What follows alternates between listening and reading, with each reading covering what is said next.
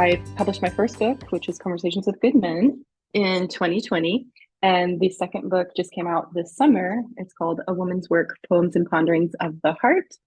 And both books contain poems that were written relatively close to the publication, as well as poems that were written years ago. So it really kind of depends on how you look at it, whether it was like written in a few months or over the course of several years. Yeah, it was a little with book two. I kind of was on a mission to get it out, and so I I had a number of poems, and I was like, "Hey, I got to fill in these gaps." So I kind of cranked out a few more, and the most of those were kind of the ones that are on the current things that are happening in the world right now. So it was kind of like see it on the news, write about it the next day, kind of thing. Absolutely, and there were some poems that of the older poems that like kind of got almost a complete rewrite. And one slipped through without that, or with a partial rewrite. And then I went through like this poetics class I'd taken a while ago. I was throwing out old notes and I saw like all this criticism from the teacher, like constructive criticism from the teacher on this one poem. I'm like, dang it. If I'd remembered I had this, I would have rewrote it, but now it's too late. So the short answer is I don't balance writing with the other aspects of my life. I just kind of like back and forth. I am a small business owner that takes up a large part of my time. That's what pays the bills. So I'm just always carving out time, which really feels more aggressive, really, than like carve doesn't feel like an aggressive enough word. Like fighting for time for writing, for art, for working out, for learning Spanish, all the things I'm supposed to be doing. So it's kind of like usually one thing's being dropped at the expense of another. A lot of times I feel like I'm choosing between types of self-care. And it's like, okay, do I want the walk or the nap or the yoga, you know, and or the writing. So for book number two in particular, because I was like, I'm cranking this out by the KPBS Book Festival, I dropped a lot of things, including my YouTube channel, which I was trying to be like, every week dropping a video. I dropped a lot of balls. So I've never been good at juggling. For me, it feels like I'm doing good if I can have the most important ball be the one that I throw up in the air first and the second most important. And then when they fall, I pick them up in the correct order, hopefully. But normally it doesn't actually happen that way. With poetry, I tend to write when I'm inspired. An idea, a concept, or image will pop into my head and I'll capture it. And it's usually, of course, at a very inconvenient time, like when I'm in the shower or driving or something. So I'll just try to get the overall idea down and then I will finish it later. I don't believe in like the whole button share thing for myself. It works for some people. Unless I'm working on final edits for a deadline that I'm trying to meet. But in general, if I try to just sit down and write a poem, it's not going to be very good unless I really already have a really good idea. And there's like a form I'm trying, like with Sabas, for example, like that's one where you can kind of be like, okay, it's got to be a praise poem and it's got all these rules and then it kind of can be fun to experiment with. But if it's just like, okay, sit down and write a poem, I'm not really inspired to do that. So I can go quite a long time without writing anything. And I think that's something that a lot of writers struggle with is feeling like a writer if they don't write every single day. But I've kind of just accepted that about myself that it comes when it comes and then it kind of comes in a flood and then whew, okay, we get a little then you mark it and then you go back. So yeah, if I do get stuck, like my next project is a memoir in verse. And with that one, if I get stuck, I can look at old pictures and that'll kind of get me going again. Well, in my second book, The Woman's Work, Poems and Ponderings of the Heart, one of the poems I'm most proud of is Genocide Survivors Sewing Circle. And in the first book, it would probably, this Conversations with Good Men, that would probably be Potpourri Rain. Those would be the poems that I'm like most proud of. I think they're just ones that I'm proud of because like I feel like they're good according to like basically just from reading other literature, like that my standard from that. What people like, just the social proof are the like Instagrammy ones. Like I have one that says "Men are not dragons and I cannot train one." People love that one, and it's not meant to be like mean. It's just meant to be like what are you doing? I'm not training somebody. We're all humans here. I think it's like the ones that are more like Ruby Core-esque, where it's just you're just saying the thing. There's not a lot of nuance or where you have to unwrap it yourself. And so the ones that I'm going to be more proud of are probably a little more on the literary side, and the ones that people connect with are the ones where it's a little more available. I've noticed in talking with people at book fairs and things that they're really afraid of getting it wrong. They're really afraid of interpreting it wrong. And I'm always quick to give them permission, like, hey, these poems, I wrote them because they meant something to me. Once I hand them off to you, it's like when you give a gift or you donate something, then what happens with it once it's out of my hands is up to you. You get to interpret it, and you may need it to communicate something quite different from what I intended, and that's okay.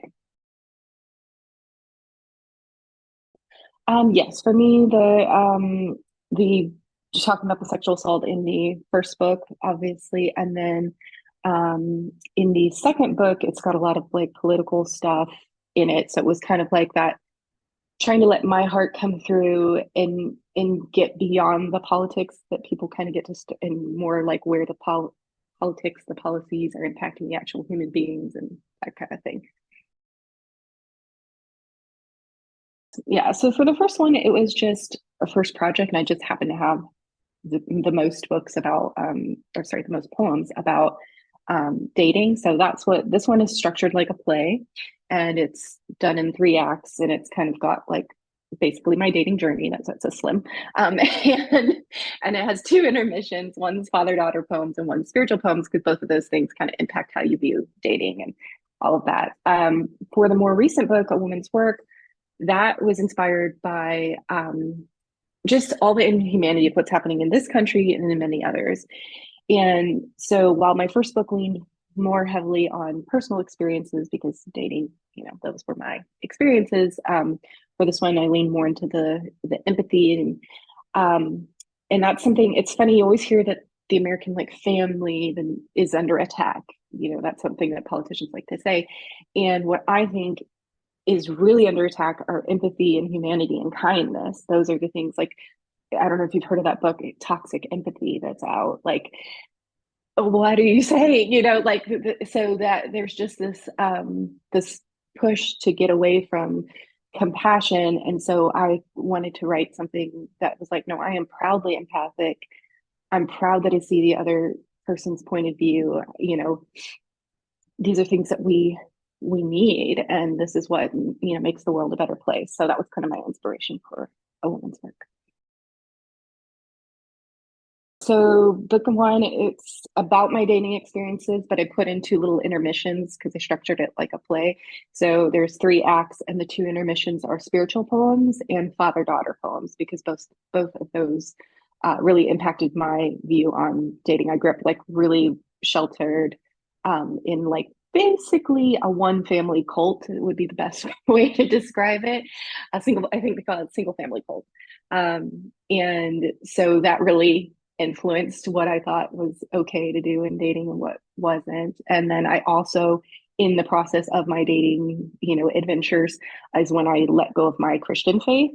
And so it's kind of like that arc of where, I started with the mindset that God was going to drop a man into my lap. You were just supposed to wait around, and then he'd be like, here he is. Ta-da. And then I was like, wait, you have to go on dates and like talk to people and stuff. And so it's kind of like that. For the book that's in process, that is the whole growing up in a single family cult situation, and the in the ghetto is what they like. That is the term that would be used for where I grew up, and then just being like super duper sheltered within that, so you couldn't go anywhere, and so that's what it's going to be from my perspective. I have about That's sad. I have to think about it. I have 10 siblings. And so I'm going to be very careful to make sure I'm not telling their story. Like they need to tell their story, but I want to tell my story. And obviously they're in it. So that's that's gonna be book number 3 is my memoir. Um book number 1 was more just like for women to kind of relate to, it's just these shared experiences that we have in in the, dating world when you're in that bubble. It is not, however, self-help. And I have changed the cover and everything. I wish I had it with me. I had a different one that looked like a couple in a coffee shop. And that one, everybody for sure thought was self-help. And they'd be like, oh, I'm going to get this. But they still, even with, I feel like I really made it like a poetic cover. And they're like, oh, I'm going to get this for my cousin because like she hasn't dated in 5 years. And I'm like, oh, it's not instructional. This is just my experience. Like maybe she'll relate, but I don't want to like, I'm not telling people how to get a boyfriend or whatever they think that I don't know. People take the titles a little too literally.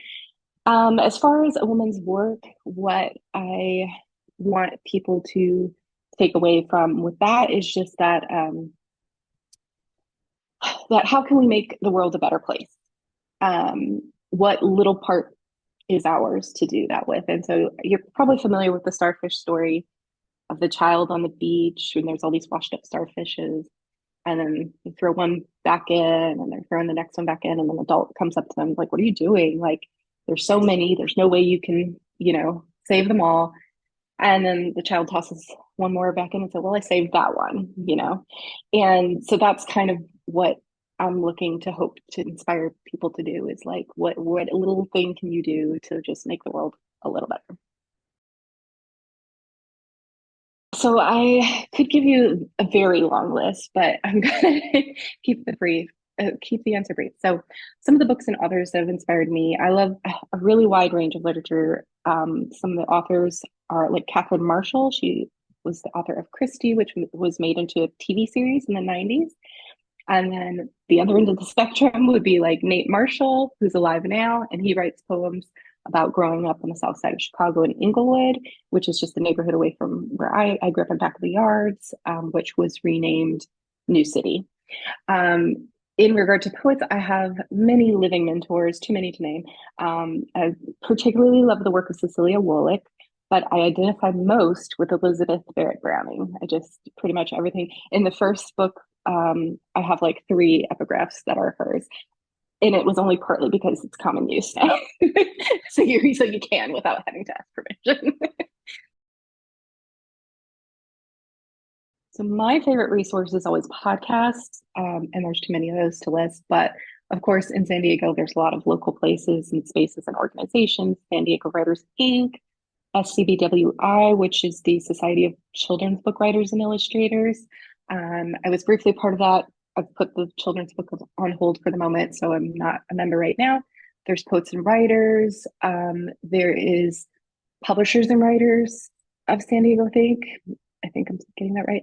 And then there's also IBPA, which is the Independent Book Publishers Association. And then for this isn't writing, it's publishing, but their publishing universe, if they call it PubU, their conference is like the best. If you're not going the traditional publishing path, that I highly recommend that conference. I learned so much there. And then of course the ALA conferences are also pretty awesome to attend, the library one. It's not new advice, but I would just say that idea of doing one small thing every day to market your book is really the way to do it.